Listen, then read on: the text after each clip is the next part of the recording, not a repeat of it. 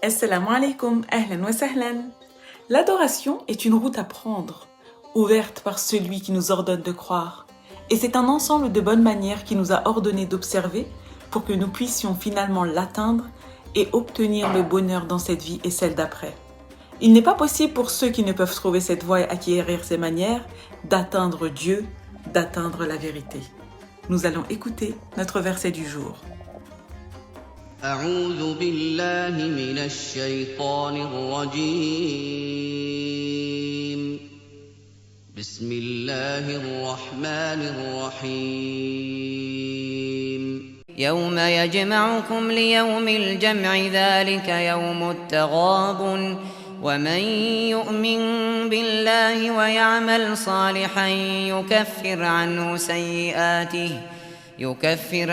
سيئاته ويدخله جنات تجري من تحتها الأنهار خالدين فيها أبدا ذلك الفوز العظيم. Le jour où Dieu vous rassemblera pour la grande réunion, ce jour-là sera celui de la déconvenue.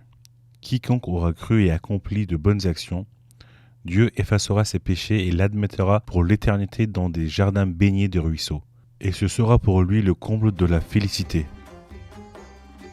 Sadaqallahu al-Azim. Ô Allah, protège-nous du feu. Ô Allah, protège-nous de toutes sortes de flammes. Ô Allah, protège-nous de toutes sortes d'épreuves religieuses et d'épreuves du bas monde. Ô Allah, protège-nous des épreuves de la fin des temps. Amin. Nous allons maintenant passer à l'assise du jour. Reprenons maintenant le début de cette quatrième subtilité. L'éducation de l'âme de l'homme, c'est-à-dire de son nefs. Qu'est-ce qu'il nous disait ça, il nous le sait au début?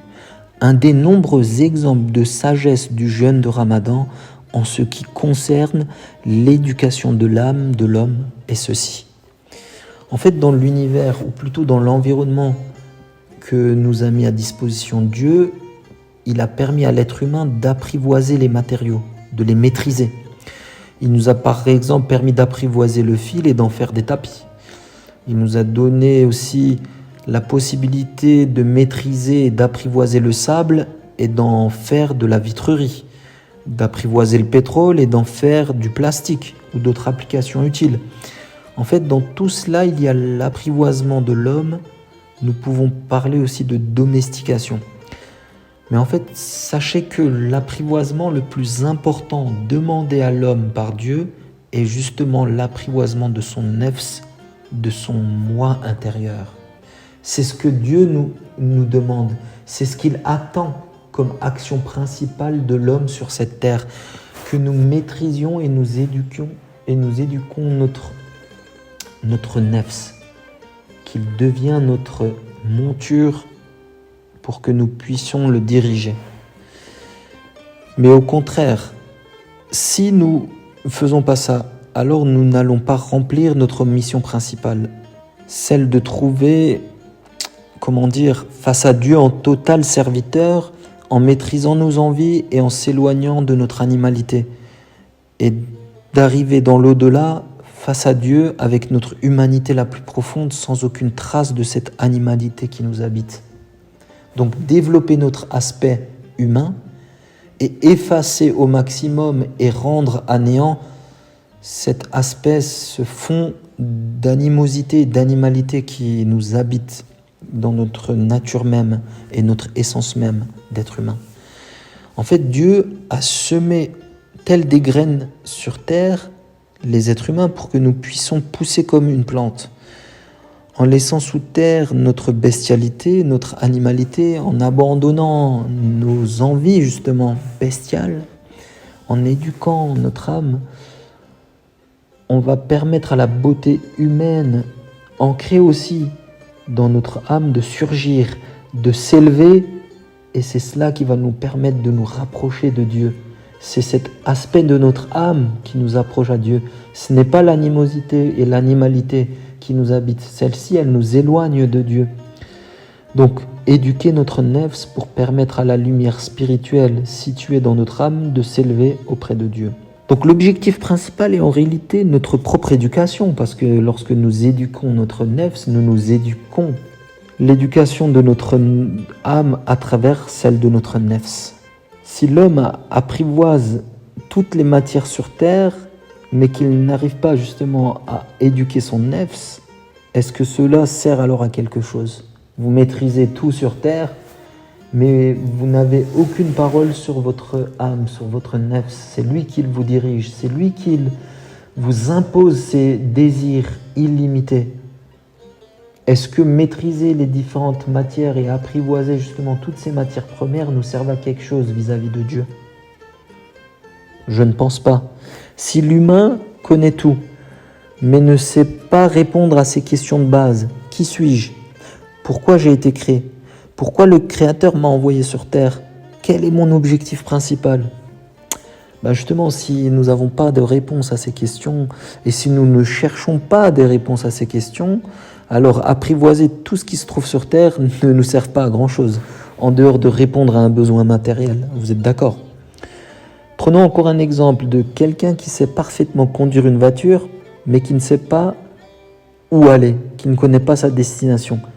Est-ce que le fait qu'il sache conduire a une importance s'il ne connaît pas sa destination? Posez-vous la question.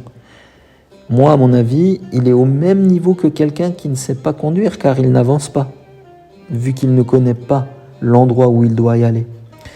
Donc si l'être humain ne connaît pas son objectif principal, il ne s'éduque pas, il n'éduque pas son âme, alors même s'il apprivoise tout ce qu'il y a dans cette planète, qu'il envoie des engins dans l'espace, dans les bas-fonds des océans, tout cela n'a aucune utilité pour obtenir la grâce de Dieu en tout cas.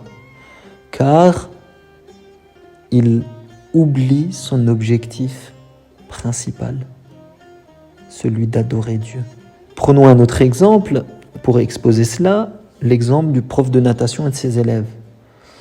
Un prof de natation envoie ses élèves à un stage de perfectionnement et fixe à chacun des objectifs. Au niveau du chronomètre, au niveau de la technique de nage.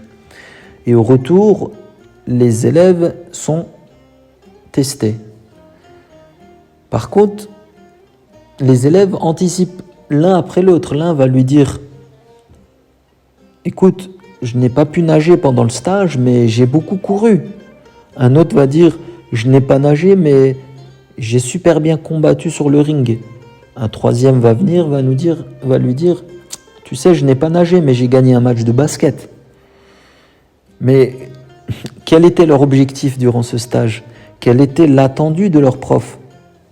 De nager, de s'améliorer selon les objectifs que le prof leur a fixés. Donc, quelles que soient les compétences qu'ils ont acquis dans les autres domaines sportifs, comme ils sont jugés juste par leur faculté à nager, selon le cadre fixé, ces compétences développées ne servent à rien. De la même manière, Dieu, justement, nous a envoyés sur cette terre, dans ce lieu de stage, pour que nous puissions devenir des humains, selon ses règles. Et quelle est la première condition? De penser, de réfléchir. C'est cela qui nous sépare des animaux, c'est cette raison, c'est la pensée et le fait de réfléchir à des questions comme « Pourquoi suis-je ici? Qui m'a envoyé ici? Qui a créé cet univers ?» Donc, quelle va être notre réponse à ces questions lorsque Dieu nous demandera des comptes? Comment nous allons lui répondre si nous n'avons pas été capables de réaliser notre mission de base et que nous avons été distraits par d'autres choses? On ne peut pas lui dire « Oh Dieu, j'ai pas trop eu le temps d'y réfléchir, mais j'ai bien nagé, je sais bien courir, je sais bien grimper si tu veux me tester dans ces domaines-là. » Nous n'avons pas été créés simplement pour courir, pour nager, pour grimper, pour voler. Et nous pouvons citer des centaines d'actions. Mais nous avons été créés pour être de vrais humains. C'est-à-dire courir dans le bon couloir, telle une course de relais, et de battre notre propre record. Lequel? Celui de bien lire le livre de l'univers, qui est à l'image du Coran, de voir à travers ce livre Dieu et de le connaître. Donc Saïd Nursi nous disait « L'âme veut être libre et indépendante. Elle se considère ainsi. Cependant, de par sa nature, elle désire même avoir une souveraineté imaginaire et agir comme il lui plaît. » C'est donc dans sa composition de base que le nefs a au plus profond de lui-même cette envie, ce sentiment de vivre comme bon lui semble, sans que personne n'intervienne, tel un animal laissé en liberté qui va aller manger sur n'importe quel terrain, sans se soucier de savoir qui en est le propriétaire. Le nefs souhaite justement rester libre de ses mouvements et vivre à sa guise sans contrôle. Il ne supporte pas d'être contrôlé. Les efforts pour atteindre un objectif, tout comme les précautions pour le réaliser, sont des façons d'inviter l'aide d'Allah Azza wa Jal. Ce sont deux facettes de la même réalité. Une initiative mal avisée dans la préparation et la réalisation du projet peut provoquer l'arrêt de cette aide. Si cela arrive, la réussite va se faire attendre. Une progression sûre et régulière sur ce chemin est possible pour ceux qui restent constamment perspicaces et vigilants. Heureux sont ceux qui le comprennent. Nous allons maintenant écouter un poème de Mevlana Jalaluddin Rumi. Viens, qui que tu sois, viens. Viens aussi que tu sois infidèle, idolâtre ou païen. Notre couvent n'est pas un lieu de désespoir. Même si, 100 fois, tu es revenu sur ton serment, viens. Ce que Dieu a dit à la rose et qui a fait s'épanouir sa beauté, il l'a dit à mon cœur et l'a rendu 100 fois plus beau. Sois enivré d'amour, car l'amour est tout ce qui existe. L'amour est d'ordre universel. Chaque instant qui s'écoule loin de l'amour est devant Dieu comme un objet de honte. Recherche le royaume de l'amour, car ce royaume te fera échapper à l'ange de la mort. Les mœurs de l'amour ignorent les conventions. Si tu es amoureux de l'amour, si c'est l'amour que tu recherches, prends un poignard aiguisé et coupe le cou de la timidité. Et sache que la réputation est un grand obstacle sur ce sentier. Dans ce poème, Rumi invite tout le monde à venir le voir. Il nous montre sa volonté d'accepter tout le monde. Peu importe qu'on soit croyant ou incroyant, on a quelque chose à apporter et on a quelque chose à comprendre. Rumi dira, même si 100 fois tu es revenu sur ton serment, viens. Il faut comprendre ce vers de cette façon-là. Même si 100 fois tu es revenu sur ton serment, viens. Ce vers montre que même si on a été dans l'erreur un très grand nombre de fois, il ne faut pas perdre espoir et revenir vers lui, revenir vers le Créateur, revenir sur le bon chemin. Rumi dit, Dieu a parlé à la rose, et c'est la parole de Dieu qui a rendu la rose belle. La même chose a aussi été dite à l'homme, la créature la plus parfaite de Dieu. C'est en écoutant la parole de Dieu que le cœur de l'homme devient plus beau. Rumi nous invite à l'enivrement, mais un enivrement divin qui se base sur l'amour. Rumi place l'amour au-dessus de toute chose, car c'est une valeur universelle. Pour Rumi, chaque instant qui s'écoule loin de Dieu, c'est du temps qui est perdu. C'est un objet de honte, c'est un moment qu'il faut à tout prix fuir.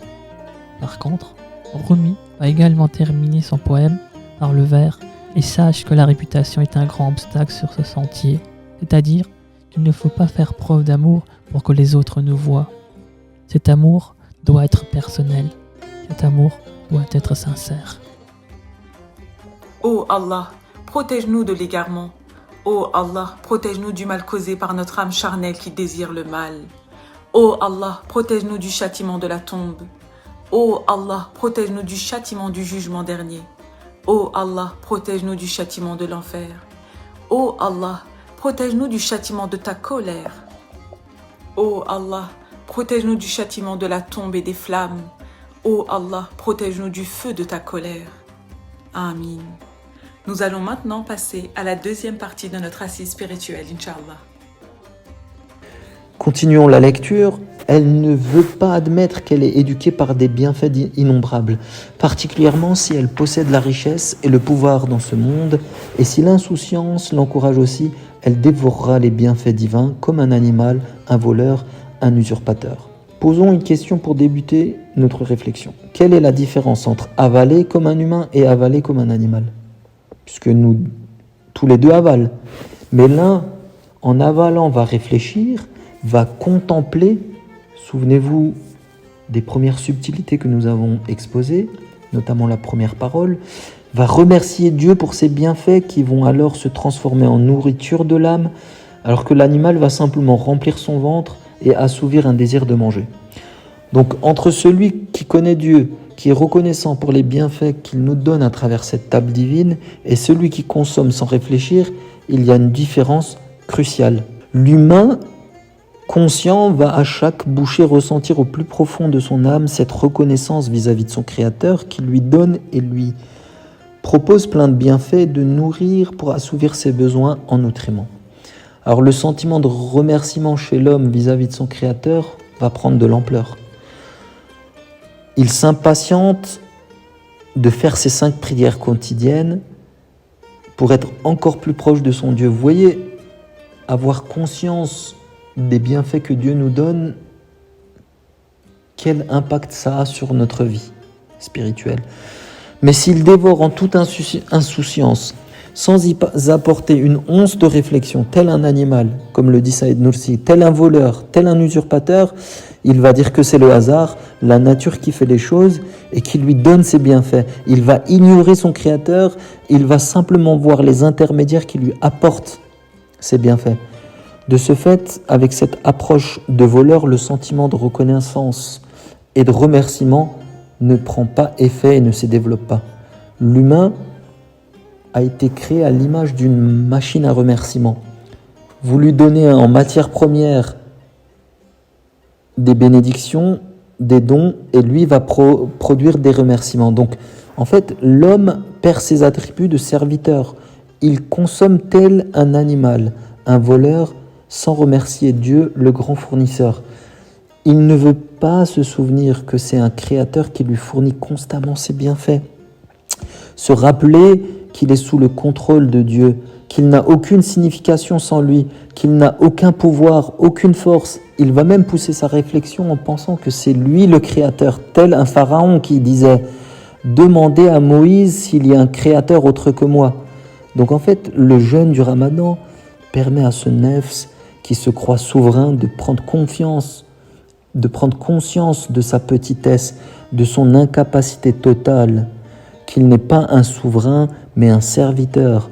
Ce jeûne rappelle à notre nefs qu'il lui est interdit de s'insurger contre les attendus de son Créateur, et il va lui faire comprendre et prendre conscience encore et encore de sa servitude vis-à-vis de Dieu. Tu es tel un enfant sans force, complètement dépendant. Ainsi, alors que le nefs, à travers ses ardeurs et ses envies sans fin, va s'autoproclamer souverain, comme nous le dit Saïd Nursi, il ne veut pas de limite, à travers le jeûne du mois de Ramadan, Dieu va calmer et va le calmer en lui reprenant les éléments qui nourrissent ses envies, la nourriture. Il va souffrir de soif, mais il ne pourra pas boire, et c'est à ce moment-là qu'il va comprendre qui est serviteur et non souverain, et va prendre conscience de la présence du vrai souverain, de celui qui maîtrise tout et qui possède tout. C'est le jeûne de ce mois de Ramadan qui va pousser le nefs à admettre que c'est Dieu qui lui permet de vivre, d'exister. Il va se souvenir qu'il est un simple créateur, qu'il est une simple créature, au service de son Créateur. Il va donc revenir à ses réglages de base après un grand bug. Finissons par la dernière partie de cette subtilité où Saïd Nursi nous dit « Ainsi, pendant le mois de Ramadan, l'âme de chacun, du plus riche au plus pauvre, peut comprendre qu'elle ne possède rien, mais qu'elle est totalement possédée, qu'elle n'est pas libre, mais plutôt l'esclave. L'homme comprend que s'il ne reçoit aucun ordre, il est incapable de faire la chose la plus simple et la plus facile. Il ne peut même pas se diriger pour boire de l'eau. Son pouvoir fictif est donc brisé. Il accomplit ses prières et commence à exprimer des remerciements, ce qui est son vrai devoir. Retenons donc que l'humain n'est pas un souverain. Il ne maîtrise même pas le plus petit changement au sein de son corps. Il n'a pas la capacité à empêcher ses cheveux de blanchir, par exemple. Alors comment va-t-il maîtriser tout tout cet univers dans son ensemble, tout ce qui nous entoure. Il n'a aucun pouvoir, aucune autorité. En fait, l'homme, avec un grand H, est tellement incapable, tellement faible, il va se mettre à la place du vrai souverain, alors qu'il a totalement faux. Il est à côté de la plaque. Tout ce qu'il croit posséder, lorsqu'on dit ma beauté, ma force, ma puissance, ma, en fait, il n'y a pas de ma. Tout est à Dieu. N'oublions pas que nous sommes autour d'une table royale et que Dieu nous permet d'utiliser certaines choses qui lui appartiennent. Si vous retirez en fait la réflexion des rayons du soleil sur un miroir, un exemple tout simple, ce miroir ne reflètera rien du tout si les rayons du soleil ne frappent pas justement, ne reflètent pas sur ce miroir. C'est ainsi que si Dieu retirait tout ce qu'il possède de son serviteur, l'homme, alors l'homme se rendra compte, comme ce miroir, qu'en fait il ne possède rien, qu'il ne reflète rien du tout, Dieu, en fait, alors, à travers le jeûne du mois de Ramadan, nous remet en réglage de base, il fait un reset et nous permet de retrouver notre vrai mode de fonctionnement, celui de serviteur, pour adorer son Créateur. L'humanité a pu connaître la vraie civilisation grâce au prophète Mohammed sallallahu alayhi wa sallam et l'a préféré à tout autre. Tous les efforts exercés après lui en quête de cette vraie civilisation n'en étaient rien de plus que de mettre en pratique ou d'essayer de mettre en pratique les principes qu'il a apportés et les ajuster aux nouvelles conditions. Pour cette raison, il mérite d'être appelé le fondateur de la vraie civilisation. Nous allons maintenant écouter une de ses paroles.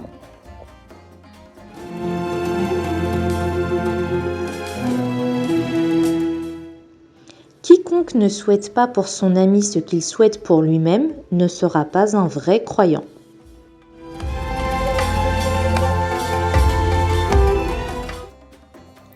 Le croyant dont la foi est complète doit aimer pour son frère musulman ce qu'il aime pour lui-même. Le sens de cet amour est le fait d'assister soi-même son frère dans toutes les situations qui sont bénéfiques religieusement ou matériellement, comme le fait de donner un conseil, d'orienter vers un bien, d'ordonner ce qui est convenable, d'interdire ce qui est blâmable, ou toute autre chose qu'il accomplirait pour lui-même. Le croyant se doit d'orienter son frère vers ces choses bénéfiques et profitables, et s'il y a une chose détestable ou qui comporte un manquement, il l'en écartera comme s'il s'en écarterait lui-même.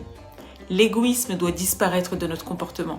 L'excellence du comportement consiste à être continuellement au service d'autrui, à pratiquer la générosité envers son prochain et à préférer autrui à soi-même. Nous allons maintenant passer au Jawshan.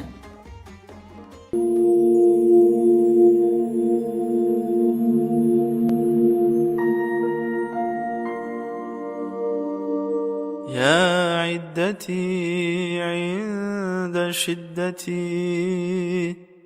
Ô celui qui me soutient et me secourt quand je suis dans la gêne. يا رجائي عند مصيبتي. Ô ma source d'espoir dans mes instants de malheur. يا مونسي عند وحشتي. Ô celui qui, dans mes moments de solitude et d'isolement, m'apporte avec sa présence, sa sérénité et son amitié. يا صاحبي عند غربتي. Ô celui qui s'occupe de moi et me soutient avec sa miséricorde, sa garde et sa protection dans mes moments d'exil et de solitude.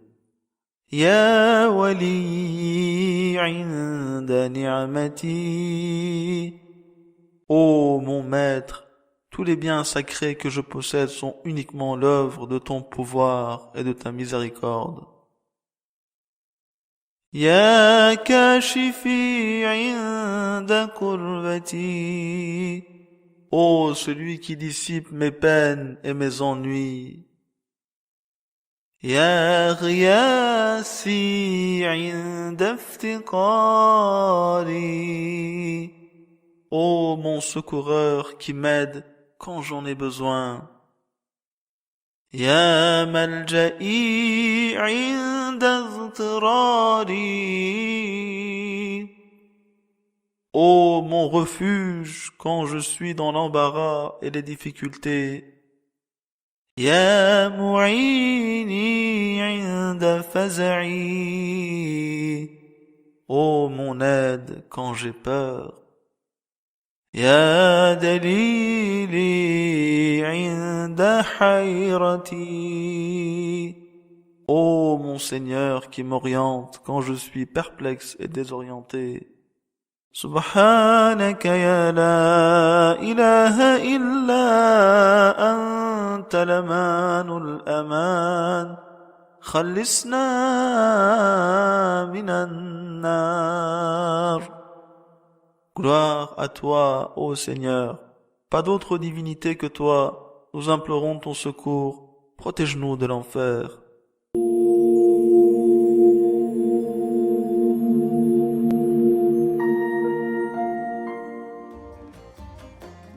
Ô celui qui répond à ceux qui l'invoquent. Ô celui qui aime ceux qui lui obéissent. Ô celui qui est proche de ceux qui l'aiment. Ô celui qui est généreux envers ceux qui nourrissent espoir en lui. Ô celui qui est indulgent envers ceux qui se rebellent contre lui et ne les punit pas immédiatement. Gloire à toi, ô Seigneur, pas d'autre divinité que toi. Nous implorons ton secours, protège-nous de l'enfer. Nous allons maintenant écouter ces beaux noms.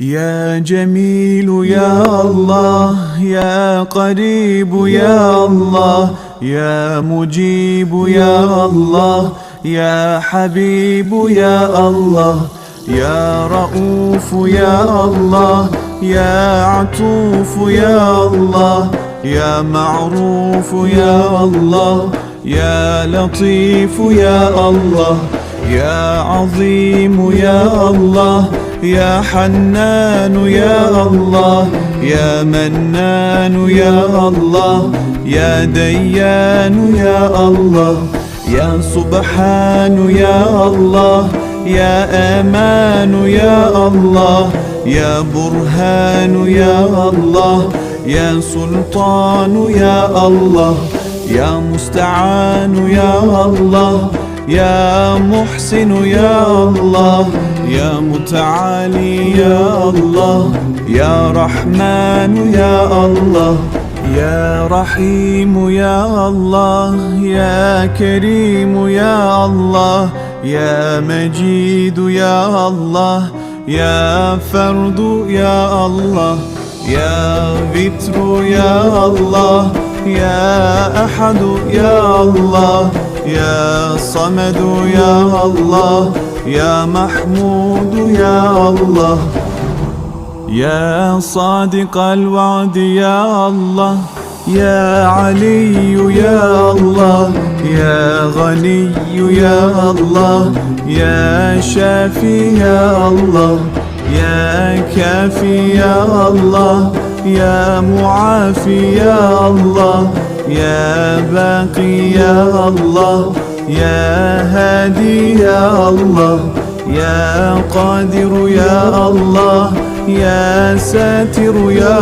الله يا قهار يا الله يا جبار يا الله يا غفار يا الله يا فتاح يا الله.